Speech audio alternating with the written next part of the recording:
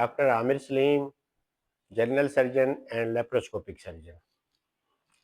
आज हम जिस टॉपिक को डिस्कस करने जा रहे हैं वो है बेसिकली पित्ते की सोजिश। मेडिकल लैंग्वेज में जिसको हम कहते हैं गॉल ब्लैडर की सोजिश या कोलिसिस्टाइटिस। कोलिसिस्टाइटिस दो तरह की होती हैं, एक पुरानी, एक फ्रेश जो हुई है जिसको हम एक्यूट कोलिसिस्टाइटिस कहते हैं।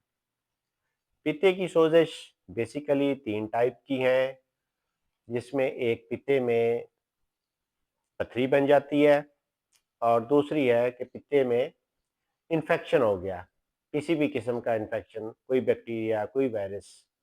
तीसरा जो एक स्पेसिफाइड किस्म का बैक्टीरिया है जिसको हम कहते हैं typhoid, salmonella typhi and salmonella paratyphi, वो बैक्टीरिया आके स्टे करता है गॉल ब्लैडर में।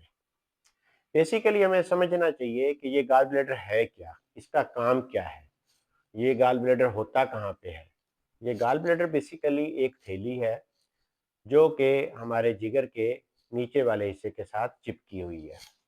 एक उस नाली के ज़रिए वो जो बाइल बन रहा है लिवर में, जिगर में, वो इस गॉल ब्लैडर में जमा होता है। और गॉल ब्लैडर का काम क्या है? इसको कंसंट्रेट करना, इसको गाढ़ा करना, कि थोड़ी मिकदार में वो खुराक की जो चिकनाई वाली खुराक है हमारी, उसको हज़म कर सके। तो जब भी हम कोई ज़्यादा चिकनाई वाली चीज़ लेते हैं तो वो रूटीन में बाइल हमारा लीवर से तो आ ही रहा होता है, और जो एक्स्ट्रा बाइल हमें चाहिए होता है ज़्यादा चिकनाई वाली खुराक के लिए, वो हमारा गॉल ब्लैडर प्रोवाइड करता है। तो बेसिकली ये तो हो गया गॉल ब्लैडर का फंक्शन। अब ये देखना है कि गॉल ब्लैडर की जो सोजिश की हमने वजूहात बताई हैं, उसकी तशखीस कैसे करनी है। उसकी तशखीस में एक तो रूटीन वर्क है हमारा।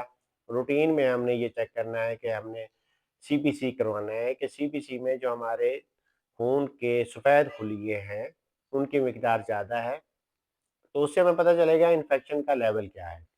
और जो स्पेसिफाइड इसमें एक पिन पॉइंट हमारी डायग्नोस्टिक टूल है, वो है अल्ट्रासाउंड। अल्ट्रासाउंड से हमें पता चलेगा कि आया कि गॉल ब्लैडर में पथरी है, या कोई स्लज है, या फिर पथरी के बगैर सोजिश हुई हुई है पित्ते में। जो पथरी वाली सोजिश है उसका इलाज ऑपरेशन है, जो बगैर पथरी के सोजिश है उसका इलाज मेडिसिन है। इसलिए अब हमारी जब ये तशखीस हो गई कि आया कि इस पेशेंट को हमने ट्रीट कैसे करना है, ऑपरेशन के ज़रिए करना है कि मेडिसिन के ज़रिए। हाँ, अब अगर हमने ऑपरेशन के ज़रिए करना है ट्रीट, तो उसके फिर 2 तरीके हैं। एक वही कन्वेंशनल तरीका के ओपन सर्जरी जिसको हम चीरे वाला ऑपरेशन कहते हैं, उसमें पित्ता निकल जाता है, पित्ते के साथ पथरी भी निकल जाती है।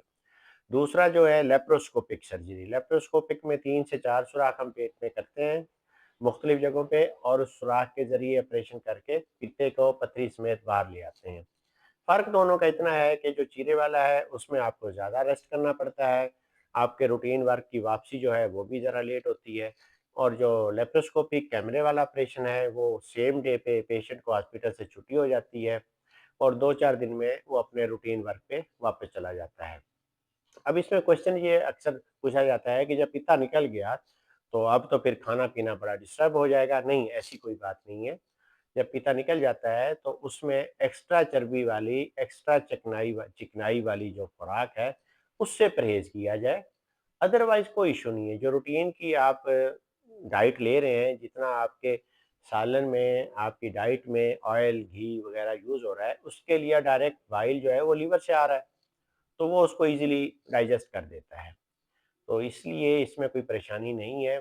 सिर्फ़ ये है कि पित्ते की पथरी का ऑपरेशन टाइमली करवा लेना चाहिए, ना कि ये सोचना चाहिए कि गुर्दे की पथरी की तरह कि ये गुर्दे की पथरी पेशाब के ज़रिए निकल जाती है जैसे, इसी तरह ये पथरी भी खुराक के ज़रिए निकल जाएगी। ऐसा नहीं होता, क्योंकि पित्ते की पथरी अगर पित्ते से निकलेगी तो पित्ते की नाली में आके फँस जाएगी, और जब वो फँस जाएगी, एक छोटा-सा ऑपरेशन, एक छोटा-सा जिसका हल है, वो मज़ीद कॉम्प्लिकेट हो जाएगा। उसको फिर पित्ते की नाली में से निकालने का एक अलग तरीका है पथरी को।